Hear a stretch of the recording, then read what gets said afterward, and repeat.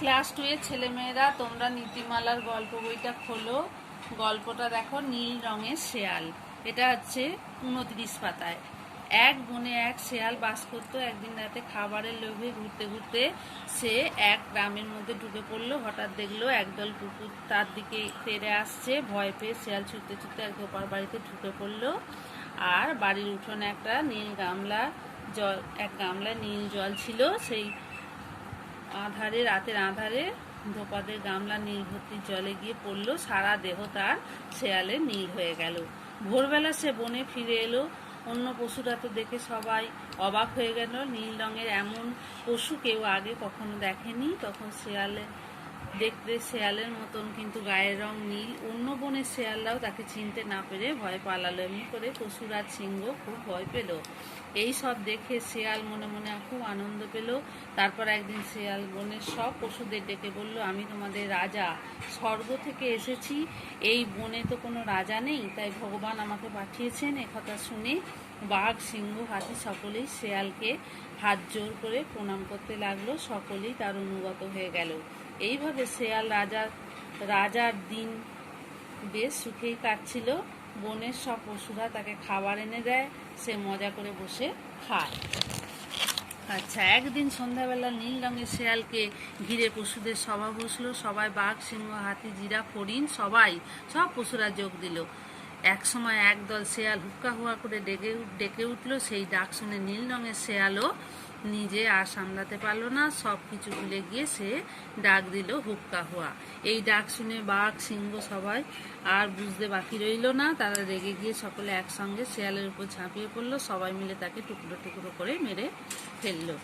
আচ্ছা, এইটার যে নীতি কথাটা, সেটা হচ্ছে অতি লোভে তাঁতি মরে। তারপরে এবার তোমরা শব্দার্থে চলে যাও। গ্রাম, গাঁ, আধার, অন্ধকার, অনুগত, বাধ্য, দেহ, শরীর, সভা, সম্মেলন বা সকলে মিলে আলোচনা ক্ষেত্র, স্বর্গ, দেবভূমি। এবার আমরা অনুশীলনীতে যাব।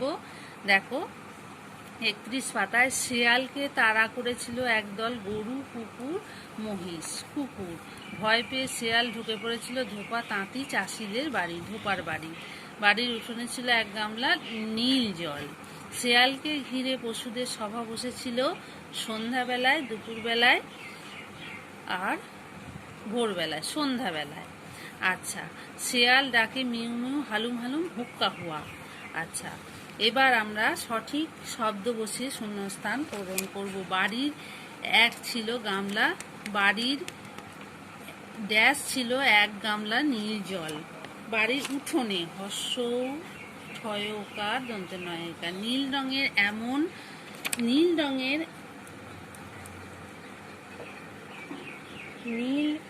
রঙে শেয়াল তাকে দেখলো এবং কখন নীল রঙের এমন পশু কেউ আগে দেখেনি। আমি তোমাদের রাজা, স্বর্গ থেকে এসেছি। আচ্ছা, তারপরে হচ্ছে বনের সব পশুরা তাকে খাবার এনে দেয়। এমন সময় দূরে একদল শেয়াল হুক্কা হুয়া করে ডেকে উঠল।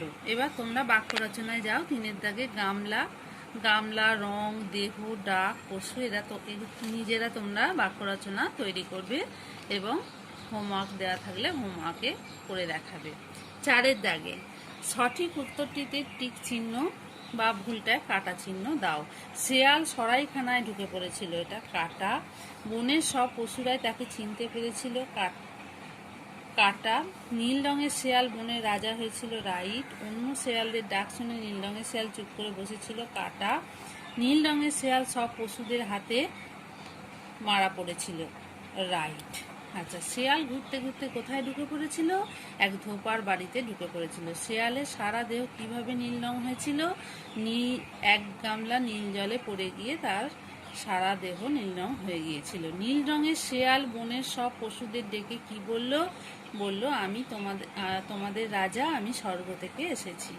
অন্য শেয়ালদের ডাক শুনে নীল রঙের শেয়াল কি করলো? সেও হুক্কা হুয়া করে ডেকে উঠলো। নীল রঙের শেয়ালকে মেরে শিয়ালকে কারা কিভাবে মেরে ফেলেছিল, অন্য পশুরা সবাই মিলে তাকে টুকরো টুকরো করে মেরে ফেলেছিল। আচ্ছা, আজকে এই গল্প তোমাদের শেষ হলো। এবার তোমরা দেখো, একটা রচনা আছে সরস্বতী পুজো, সেই নিয়ে আমরা আলোচনা করব। সরস্বতী পুজো হচ্ছে, এই পুজোটা বিশেষত ছাত্রছাত্রীদের উৎসব একটা। সরস্বতী পুজো সরস্বতী হলেন জ্ঞান ও বিদ্যার দেবী। সরস্বতী পুজো উপলক্ষে ছাত্রছাত্রীরা কী করে, আনন্দে মেতে ওঠে। আর এই পুজোটা কখন হয়, শুক্লা শ্রী পঞ্চমী মাঘ মাসের শুক্লা শ্রী পঞ্চমী তিথিতে এই পুজোটা অনুষ্ঠিত হয়, দেবীর আরাধনা হয়। আমরা পাড়ায় আমাদের পাড়ায় পাড়ায়, স্কুলে স্কুলে, সব কলেজে, সব জায়গায় এই আগে থেকে এই পুজোর প্রস্তুতি চলে। তারপর হচ্ছে স্কুল কলেজে ক্লাবে পুজো হয়, আমরা পুষ্পাঞ্জলি নিই। পশ্চিমবঙ্গে প্রায় সব বাড়িতেই, যারা পড়াশোনা করে সব বাড়িতেই এই পুজো অনুষ্ঠিত হয়। দেবী হচ্ছে শ্বেত পদ্ম দেবী বসে থাকেন এবং বীণা নিয়ে হাতে বসে থাকেন, আর সঙ্গে থাকে রাজহাঁস, তার বাহন।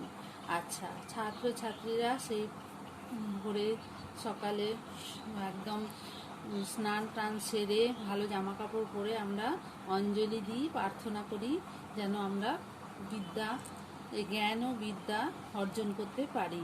এরপর আমাদের প্রসাদ বিতরণ হয়, সন্ধ্যা আরতি হয়, পুজো মণ্ডপে, স্কুলে কলেজে নাচ গান আবৃত্তি অনুষ্ঠান হয়, এবং পরদিন আমরা সন্ধ্যায় প্রতিমা নিরঞ্জনের মধ্যে দিয়ে উৎসব শেষ করি। এইভাবে তোমরা গুছিয়ে গুছিয়ে রচনাটা পড়বে এবং তারপর রচনা লেখা অভ্যাস করবে। আজকে এইটুকুই।